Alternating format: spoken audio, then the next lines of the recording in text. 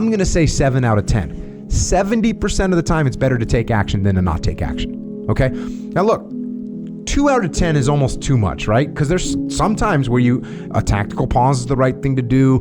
Give it a minute to develop. Those things happen. You need to check yourself on that. You need to make sure that you're not just, hey, well, I'm default aggressive, I'm just going. No, default aggressive is only default. The default can be overridden. Sometimes, got to do the override. Yeah. So that's why it's called a default aggressive mindset. So most of the time, doing something is better than not doing something. Taking action is better than not taking action. Because listen, at a minimum, you get to see a new angle, you get to see a new perspective, you're going to get some feedback on what your action was. So most of the time, taking action is better.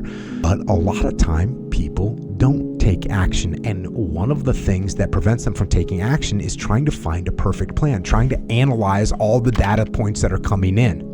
When you're in a leadership position, you're getting all this data that's coming into you. It could be, you're getting input from this person over here that's telling you one thing. You're getting input from some other person that's telling you. You're getting actual data that's coming in, results from the numbers of whatever it is that you're doing. All this data is coming in. You, as a leader, got to correlate that data and figure out what we're going to do next.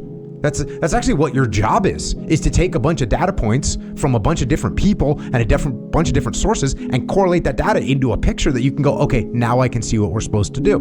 Now, if you're too close to the data, it's like those old paintings where you walk up close to the painting and it just looks like a bunch of dots. You can't see anything. You can't figure out what the picture is. You got to take a step back from the painting. You look at the data and you go, oh, now I start to see a picture. Now I can figure out what to do. So that's what we have to do as leaders. You're constantly trying to pull yourself back away from that image, not from the image. You're pulling yourself far enough back from that data that it actually makes sense when you see it together. Because if Dave's telling me one thing, JP's telling me something else, Leif's giving me some other piece of data, Steve's telling me, I got all these people telling me things.